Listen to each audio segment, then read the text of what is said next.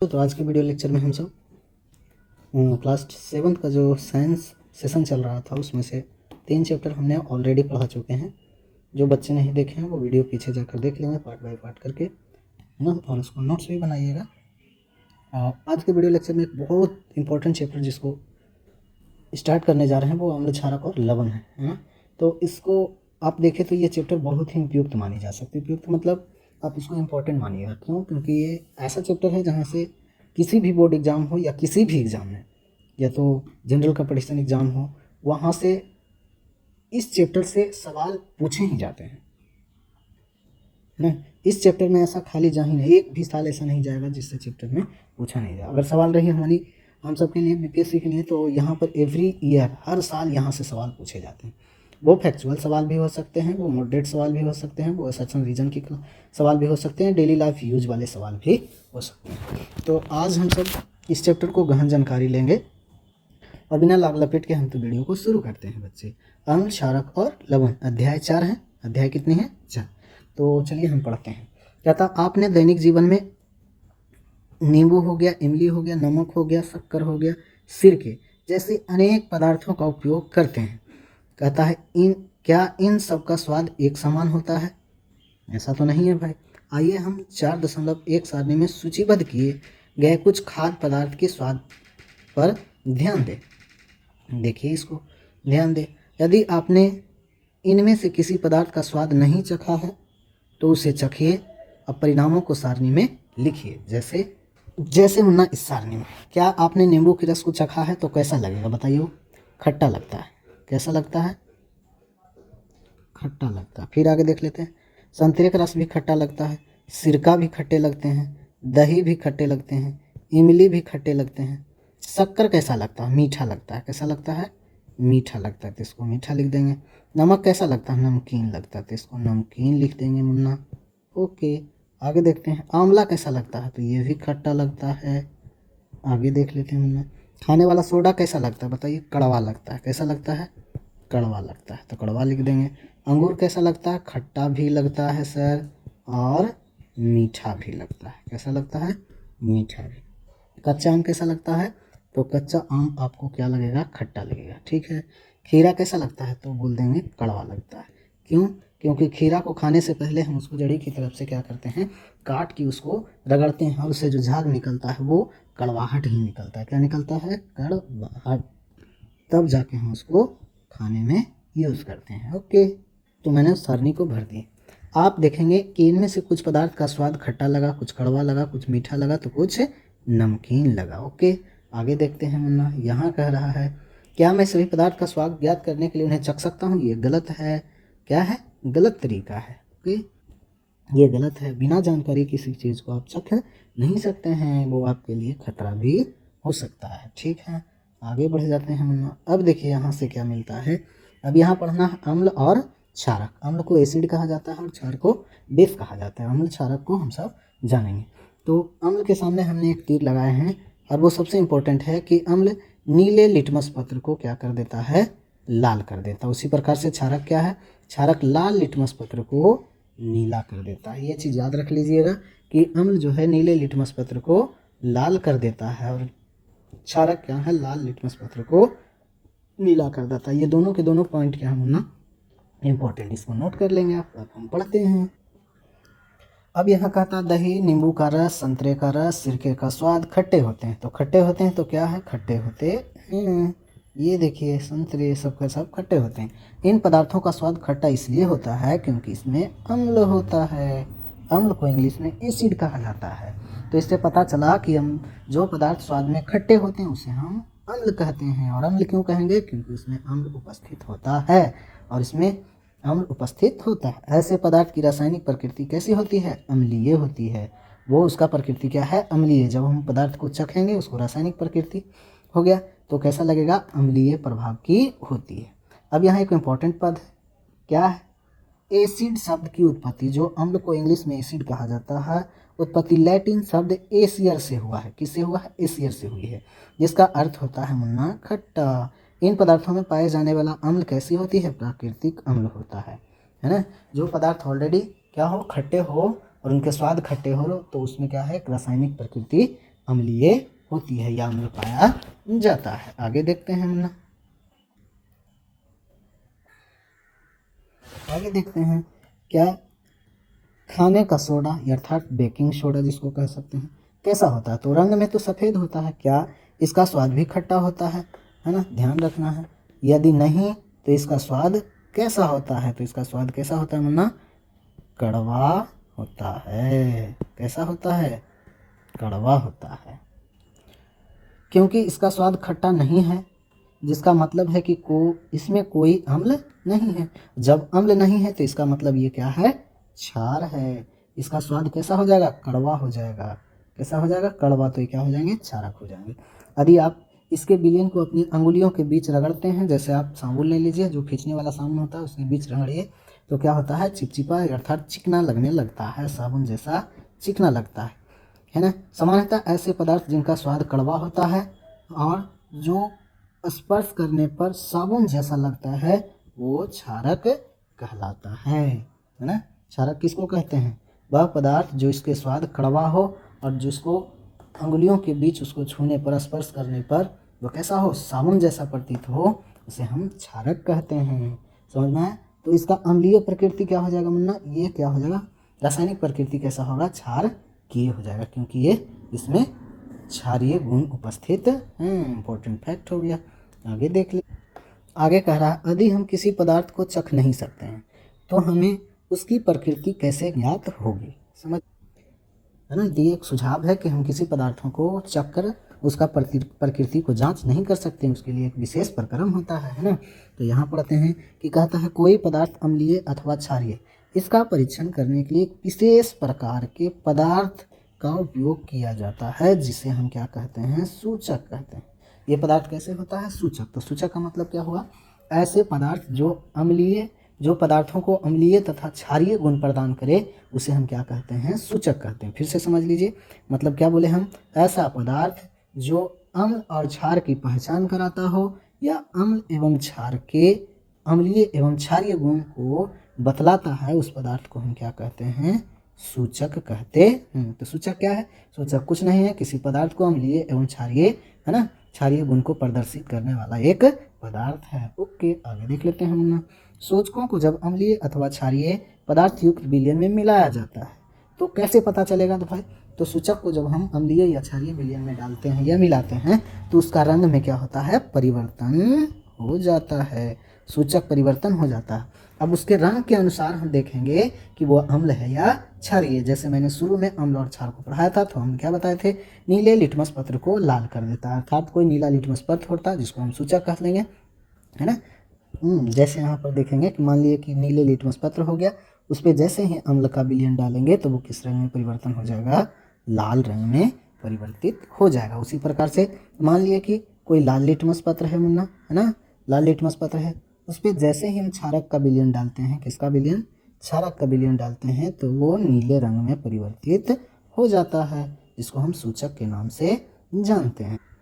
आगे देखते हैं मुन्ना, हल्दी, लिटमस, गुलहड़ की पंखुड़ियाँ, है ना, आदि कुछ प्राकृतिक रूप से पाए जाने वाले सूचक हैं। क्या हो गया मुन्ना, हल्दी हो गया, लिटमस हो गया, गुलहड़ की हो गया और फिनोल्फथीन हो गया। एक और लिख दीजिए इसमें, क्या,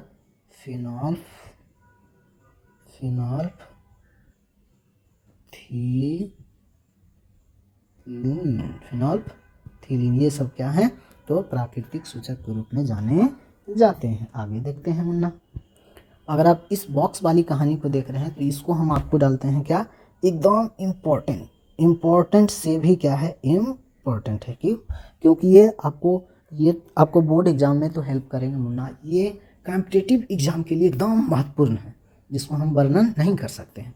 कितना महत्वपूर्ण है वो आप खुद एग्जाम में जब इसको याद कर लेंगे, रट के चाहे सट के, जैसे भी याद कर लेंगे, याद करने के बाद जैसे ही एग्जाम में बैठेंगे आपको जब सवाल मिलेगा तब पता चलेगा कि वो कितना इम्पोर्टेंट था। जैसे हमने लिखा है सबसे महत्वपूर्ण, क्या आप जानते हैं, यहाँ अम्ल का नाम लिखा है, यहाँ किसमें पाया जाता है। जैसे यहाँ पर लिखा एसिटिक अम्ल, एसिटिक अम्ल किसमें पाया जाता है, सिरका में पाया जाता है। फॉर्मिक अम्ल किसमें पाया जाता है, चींटी के डंक में पाया जाता है। आप देख लीजिए, सिट्रिक अम्ल किसमें पाया जाता है, संतरा हो गया, नींबू हो गया, ये कुल के पौधे में पाया जाता है। लैक्टिक अम्ल किसमें पाया जाता है, तो दही में पाया जाता है। ऑक्जेलिक अम्ल किस में पाया जाता है? पालक में पाया जाता है। कार्बोक्सिलिक अम्ल किस में पाया जाता है? विटामिन सी कह सकते हैं, आंवला हो गया, सिट्रिक फल हो गया, है ना।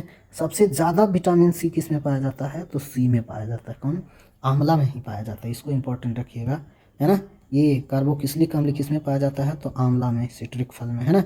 विटामिन सी आगे देख लेंगे वरना। टर्टरिक अम्ल, जब हम क्या टर टर टर दांत कड़कड़ाता है कब? जब इमली खाते हैं तब। अंगूर भी खट्टे मीठे सब होते हैं, कच्चे आम भी खट्टे होते हैं, अर्थात कच्चे आम में भी टर्टरिक अम्ल, अंगूर में भी टर्टरिक अम्ल और इमली में भी टर्टरिक अम्ल पाया जाता है। ओके, इसको आप रट लीजिएगा। एसिटिक अम्ल सिरका, फॉर्मिक अम्ल सिट्रिक अम्ल, साइट्रिक अम्ल संतरा हो गया, नींबू हो गया, है ना। लैक्टिक अम्ल दही में जानते हैं, ऑक्जेलिक अम्ल पालक में जानते हैं, इसको इंपॉर्टेंट मार लीजिएगा, किसमें? पालक में।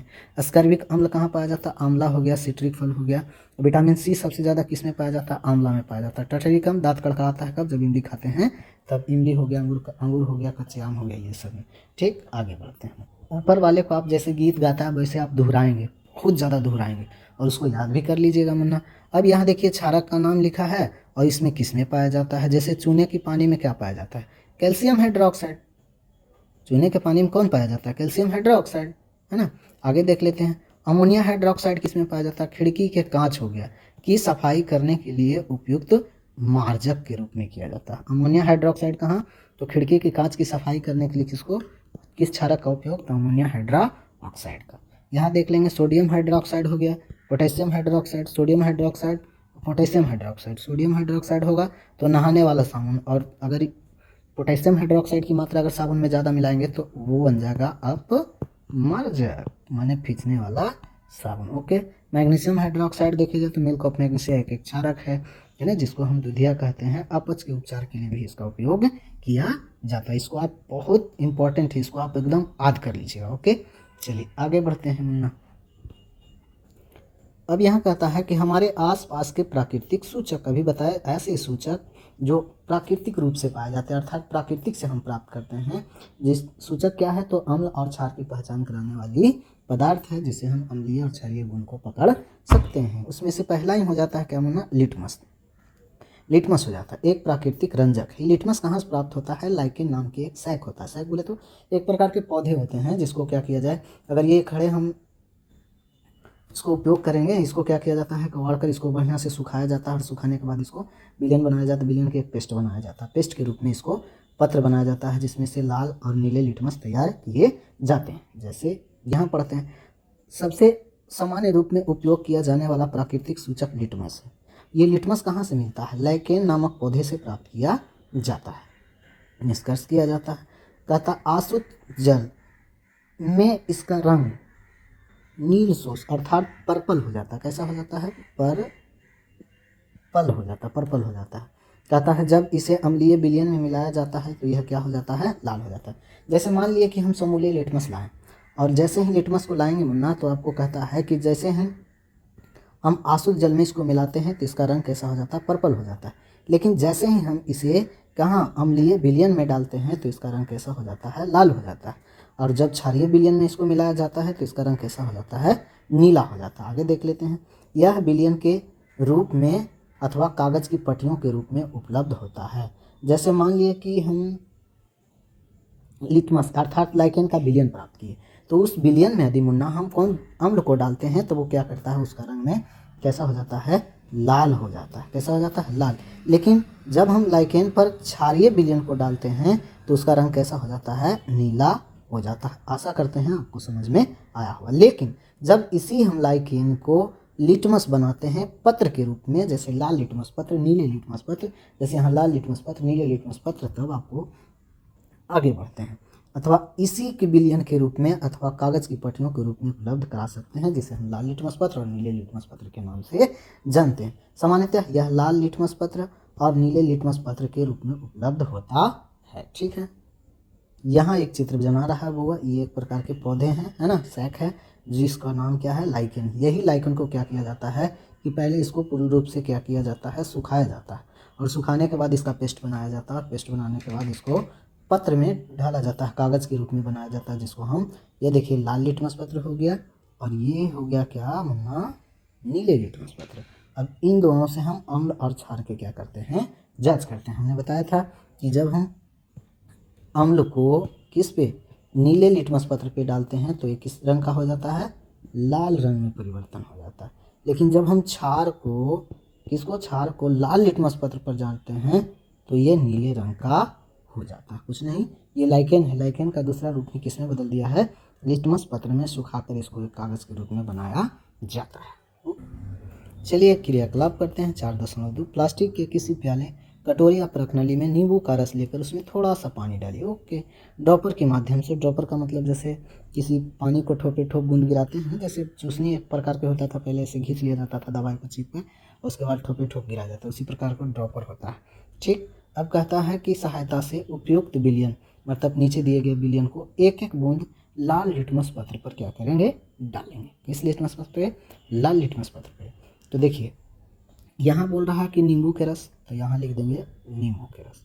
किस पे डालना है, लाल लिटमस पत्र पे। जैसे ही नींबू क्या है, अम्लीय विलयन है। कैसा है, अम्लीय विलयन है। और अम्ल को डालेंगे लाल लिटमस पत्र, क्या यह प्रभाव करेगा, तो प्रभाव नहीं करेगा। क्यों, क्योंकि हम जानते हैं जब हम अम्ल को नीले लिटमस पत्र पे डालते हैं तब उसका रंग कैसा हो जाता है, लाल हो जाता है।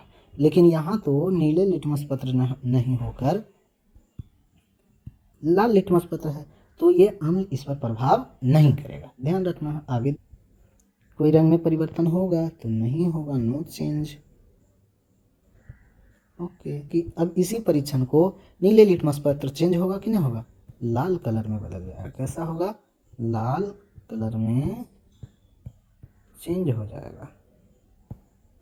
ओके, अब कहता है कि इसी क्रियाकलाप को, अर्थात नींबू के रस में कभी नलके का पानी, कभी अपमार्जक अर्थात क्षारक डालिए, कभी डिटर्जेंट घोल डालिए, बातित पेयजल डालिए, साबुन का विलयन डालिए, शैम्पू डालिए, सामान्य नमक का विलयन डालिए, शक्कर विलयन डालिए, सिरका डालिए, बेकिंग सोडा डालिए, दूधिया मैग्नीशियम क्षार हो गया है ना। यहाँ पर देखिए ध्यान से, धावन सोडा का विलयन डालिए, चूने की पानी डालिए, यदि संभव हो तो विलयन आसुत जल भी डालिए। विभिन्न प्रकार के विलयनों को डालकर आप प्रयोग में कर सकते हैं और एक सूची भी तैयार। अब यहाँ देखिए कहता, चूने का पानी बनाने के लिए किसी बोतल में चूने की कुछ मात्रा पानी में घोलिए। ठीक है, विलयन को भली भांति हिलाकर कुछ देर रहने दीजिए। अब बोतल के ऊपरी भाग से कुछ द्रव को किसी बर्तन से निथार लीजिए, अर्थात निकाल लीजिए। यह द्रव चूने का पानी है। आगे चूने के पानी है तो मान लिए कैसा होगा मुन्ना, क्षारीय प्रकृति का होगा। कैसा होगा, क्षारीय होगा। पीछे मैंने देखा था जहाँ ढेर सारे पदार्थ को दिया गया था और लिटमस पत्र की सहायता से उसको जांच करने के लिए उसकी एक सूची दिखी है। इसमें सूची में आप ढेर सारे पदार्थ, कभी सोडियम क्लोराइड लीजिएगा, कभी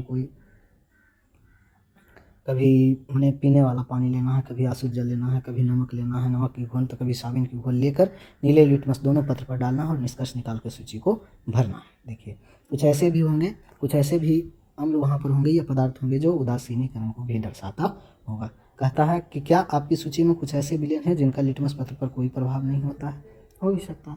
इन पदार्थों के नाम लिखिए और जब मिल जाएगा आपको नहीं पदार्थ दोनों पर कोई रिएक्शन नहीं दिखाएगा तो उसको आप सूची में नाम लिखिएगा कि कौन से ऐसा पदार्थ था जो दोनों को प्रभाव नहीं पड़ा था। ऐसे विलयन जो लाल तथा नीले लिटमस पत्र के रंग को परिवर्तन नहीं करते हैं उदासीन विलयन कहलाते हैं, है ना। तो समझिए ये कब होता है, माने ऐसे विलयन जो लाल अथवा नीले लिटमस पत्र के रंग को परिवर्तित नहीं करते हैं उदासीन विलयन कहलाता है। अर्थात वैसा विलयन जो नीले तथा लाल लिटमस पत्र में रंग में परिवर्तन, अर्थात उसका रंग में कोई परिवर्तन ना करे, उसे हम क्या कहते हैं, उदासीनी विलयन कहते हैं। ऐसा पदार्थ ना तो अम्लीय होगा ना ही क्षारीय होगा। इससे यही पता चलता है ना तो वो पदार्थ अम्लीय होगा और ना ही क्षारीय होगा, तो मतलब वो पदार्थ कैसा होगा, उदासीन होगा। कैसा होगा, उदासीन। इसीलिए तो ना तो लाल लिटमस पत्र पर ना ही नीले लिटमस पत्र पर क्या किया, प्रभाव दर्शाया। अगर वो अम्लीय होता तो नीले लिटमस पत्र को प्रभाव करता, अगर वो क्षार होता तो लाल लिटमस पत्र को प्रभावित करता। बट यहाँ पर ना तो वो उदासीन है और ना ही अम्लीय है और ना ही क्षारीय है, इसीलिए ऐसा विलयन ही उदासीन विलयन के नाम से जाना। तो सारणी 4.3 में विभिन्न सारे परीक्षण हैं। परीक्षण में विलयन लिया गया है और हल्दी के विलयन पर प्रभाव देखा जा रहा है। मैंने हल्दी का जो लिटमस पत्र यानी हल्दी का जो पात्र होगा उस पर नींबू के रस, संतरे के रस, सिरका के रस, दूधिया में सोडियम, चूने का पानी, शक्कर, नमक, ये सारे डालेंगे और उस पर क्या प्रभाव पड़ता है और उसकी पहचान भी करेंगे कि ये क्या है ना। तो यहाँ पर देखा जा रहा है कि नींबू के रस यदि हम हल्दी के विलयन पर प्रभाव डालेंगे तो नो रिएक्शन होगा, क्यों? क्योंकि अम्ल है, ये भी क्या है? अम्ल है। No reaction. तो नो रिएक्शन का मतलब यहाँ पर कोई प्रभाव नहीं, नो इफेक्ट लिख देते हैं, कोई दिक्कत? No effect. पीला तो पीला ही रहेगा, यहाँ पर पीला है तो पीला ही रहेगा, यहाँ पर भी पीला है तो पीला ही रहेगा, अर्थात नो इफेक्ट। ठीक है, आगे देखते हैं। सिरका, लोरिया मैग्नीशियम, ये क्या है? ये क्षारीय है। अब क्षारीय है तो जैसे ही पीले रंग पर डालेंगे तो ये कैसा हो जाएगा? लाल भूले रंग के। तो अम्ल और क्षार की अभिक्रिया, यहाँ भी ये भी क्या है? एसिड है, सॉरी बेस है, तो ये भी क्या है? लाल भूरे रंग में बदल जाएगा। चूने के पानी भी क्षारीय होता है तो लाल भूरे रंग में बदलेगा। शक्कर क्या है? उदासीन है, तो उदासीन विलयन तो नो रिएक्शन करेगा। नमक क्या है? नो रिएक्शन करेगा, तो इसका मतलब इसका में कोई प्रभाव नहीं पड़ेगा। पीला रंग हल्दी का तो पीला ही रह जाएगा। ये उदासीन है तो इसमें कोई परिवर्तन नहीं, तो इससे पता चला कि शक्कर और नमक उदासीन विलयन है। आप इसको समझ पाए होंगे। समझ गए बात को? आगे बढ़ते हैं। जैसे एक चित्र है, इसको समझाने के हम प्रयास करते हैं। यहाँ क्या किया? चूना के पानी लिया और चूने पानी पर क्या किया है? हल्दी का पेस्ट लगाया है, जिसके कारण ये क्या हो गया है? एक चूने के पानी अर्थात क्या होगा? चूने के पानी अर्थात क्या होगा? क्षारक हो जाएगा। और ये हो गया हल्दी के पेस्ट, किस पे? कागज़ पे पीला पेस्ट लगा दिया गया है। और उस पर क्या करेंगे हम सब कि जैसे ही क्षारक के पीले पेस्ट पर डालेंगे तो ये लाल रंग के आकृति में बदल जाएगा, और ये अच्छा भी लगेगा, आकर्षक भी बन जाएगा, जिस पर एक पत्र बनाया, बधाई पत्र के रूप में बनाया गया। बात समझ में आया कि नहीं? ये क्या हो गया? अम्लीय विलयन। कौन हो गया? ये पात्र जो है अम्लीय विलयन है। जो कागज़ पर पीले रंग की परत हल्दी का पेस्ट लपेटे हैं, वो कैसा है? अम्लीय विलयन। और चूल्हे का पानी कैसा है? क्षारीय। तो अम्ल और क्षार की अभिक्रिया करवाएंगे तो यहाँ पर क्या होगा कि विलयन में परिवर्तन होगा, अर्थात ये कैसे रंग की हो जाएगी? लाल भूरे रंग में बदल जाएगा और आकर्षक एक बधाई पत्र बन जाएंगे। बॉक्स को पढ़िएगा तो समझ में आ जाएगा। आगे बढ़ते हैं। अब मैं समझ गया कि मेरी सफ़ेद कमीज पर जो हल्दी का दाग लगा रहता था और जब हम साबुन से इसको धोते थे तो वो लाल भूरे रंग में परिवर्तित हो जाता था। इसका मतलब विलयन कैसा था? क्षारीय। विलयन क्या था? क्षारीय है। हल्दी जो है अम्लीय विलयन के है, और उस पर जो साबुन लगाते हैं वो कौन है? साबुन का क्षारीय विलयन के प्रभाव से वो लाल भूरे रंग में परिवर्तित हो जाता था। ओके, अब यहाँ देखिएगा मुन्ना, सूचक के रूप में गुड़हल का फूल, पीछे भी बताया गुड़हल का फूल भी एक प्राकृतिक सूचक है पुष्प। ये कैसा रंग का होता है? गुलाब रंग का। मैंने बताया था कि यहाँ पर देखिएगा गुड़हल के फूल की कुछ पंखुड़ियाँ एकत्रित कीजिए, ठीक है, उन्हें किसी बीकर में रख दीजिए, ठीक है, थोड़ा गर्म पानी मिलाइए, कहता है मिश्रण को कुछ समय तक रखिए जब तक कि रंगीन ना हो जाए। तो ये कैसा रंग में बदल जाएगा? गुलाबी रंग में बदलेगा। कहता है कि रंगीन जल के सूचक के रूप में उपयोग कीजिए। अब मान लीजिए कि यही एक प्रकार के क्या है? सूचक है। अब इसमें विभिन्न प्रकार के पदार्थों को डालेंगे, है ना, अम्लीय पदार्थों को डालेंगे और उसका प्रभाव को चेक करेंगे। इस सूची की सूचक की 5-5 बूंद सारणी नंबर 4 में दिए गए प्रत्येक विलयन में मिलाइए, जैसे यहाँ पर दिया गया। जैसे हमने बताया कि रंगीन जल होगा। रंगीन जल कब होगा? जब गुलाबी रंग का होगा। क्यों होगा? क्योंकि गुलाब का पंखुड़ी जो होता है कैसा होता है? गुलाबी होता है। गुलाबी होता है तो उसका जलीय विलयन भी गुलाबी होगा। जैसे यहाँ पर देखते हैं, मान लिया कि यहाँ शैम्पू का एक विलयन है। आरंभिक विलयन कैसा होगा? गुलाबी। जैसे ही शैम्पू को हम डालेंगे किस पर? किस पर? वो विलयन पर। कौन सा विलयन पर? गुलाब के पंखुड़ी को जो हमने पानी में, गर्म पानी में डालकर एक विलयन तैयार किया था, उस पर मिलाया। जैसे ही उस पर मिलाया तो ये किस रंग का होगा? प्रारंभिक तो गुलाबी होगा। यहाँ सब रंग प्रारंभिक गुलाबी होगा, क्योंकि विलयन का रंग ही क्यों? विलयन तो वही है। और ये सारे विलयन के 5-5 बूंद इस पर दे रहे हैं, 5 बूंदी गुलाबी वाला देते जा रहे हैं, ठीक है, तो हल्का गुलाबी रहेगा। ठीक, नींबू के रस जैसे ही डालेंगे तो वो कैसा होगा? गहरा गुलाबी हो जाएगा, गुलाबी रहेगा, अंतिम रंग गुलाबी हो जाएगा। सोडा तो प्रारंभिक रंग देखेंगे तो ये विलयन का प्रारंभिक कैसा रंग होगा? गुलाबी ही होगा। बट जैसे ही सोडा जल के विलयन पर 5 बूंद विलयन की डालते हैं तो उसका रंग कैसा हो जाएगा? हरा हो जाएगा। फिर सोडियम हाइड्रोजन और हाइड्रोजन कार्बोनेट का विलयन है और उस पर 5 बूंद इसको डालेंगे तो क्या हो जाएगा? हरा कलर में बदल जाएगा। सिरका क्या होता है? अम्लीय विलयन का, है ना, सिरका है अम्लीय विलयन, अर्थात जैसे ही इस पर इसका विलयन डालेंगे तो प्रारंभिक में तो ये गुलाबी है, और गुलाब पर जैसे ही गुलाबी पर डालेंगे शक्कर का 5 बूंद, विलयन के 5 बूंद, बारी बारी से इन सभी विलयनों को 5-5 बूंद डालेंगे।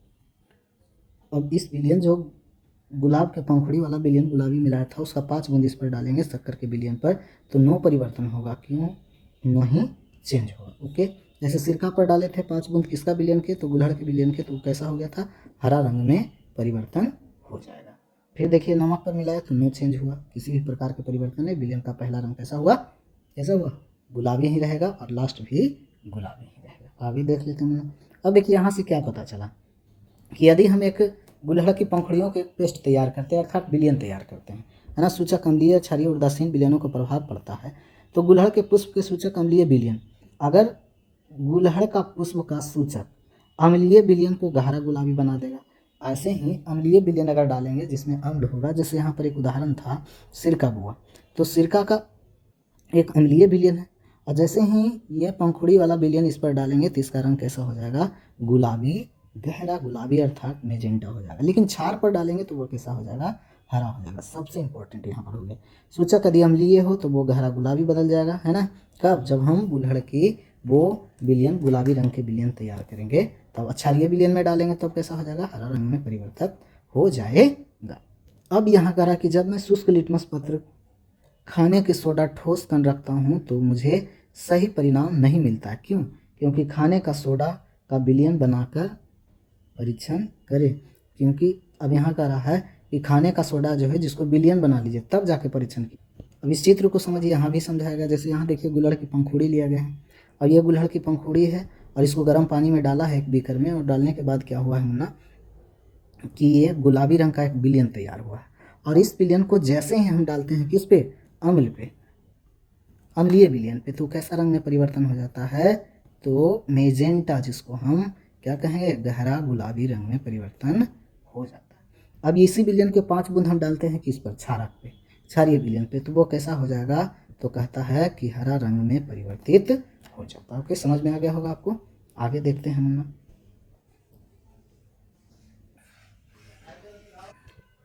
कहता है आप इन प्राकृतिक सूचकों को बनाकर उनमें से अम्लीय क्षारीय उदासीन विलयनों के रंग परिवर्तन को देखने का प्रयास कर सकते हैं, आराम से देख सकते हैं। आगे देखिए, यहाँ कहता है कॉफ़ी का रंग भूरा है, तो लाल भूरा किसमें परिवर्तन हो, किसका रंग होता है, क्षारक के, ठीक है। स्वाद कड़वा है तो पूरे पूरे क्षारक हो जाएगा, कहानी पढ़ने से कोई फायदा नहीं। आगे बढ़ते हैं।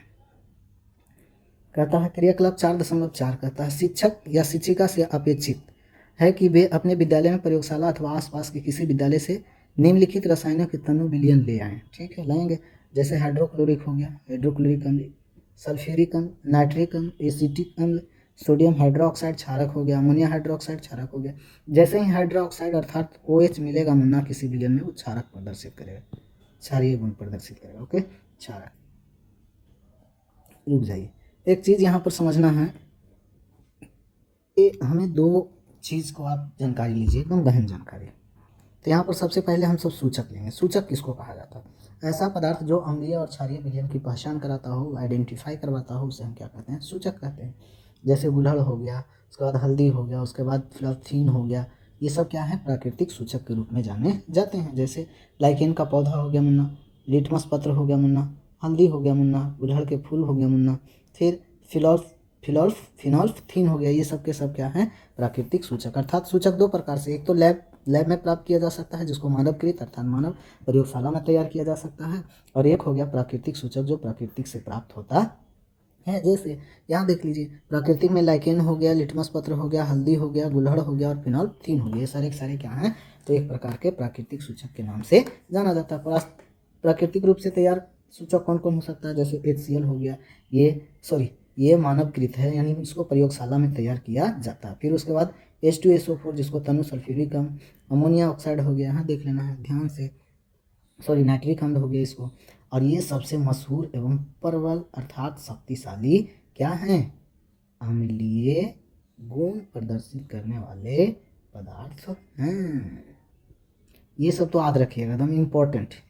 मैंने कॉम्पिटिटिव एग्जाम के लिए अगर देखा जाए, कॉम्पिटिटिव एग्जाम के लिए एकदम very very important, very important. तब यहाँ पर देखिए अम्ल का नाम है, लिटमस पत्र का प्रभाव देखा गया है, हल्दी का पत्र पर प्रभाव देखा गया है, गुलहड़ के पत्र सूचक पर प्रभाव देखा गया। आप इसको डालिएगा और देखने के बाद पता चलेगा। जैसे गुलहड़ के पत्र पर डालेंगे तो इसमें कोई प्रभाव नहीं पड़ेगा, है ना। हल्दी के पत्र पर डालेंगे तो इसमें भी कोई प्रभाव नहीं पड़ेगा।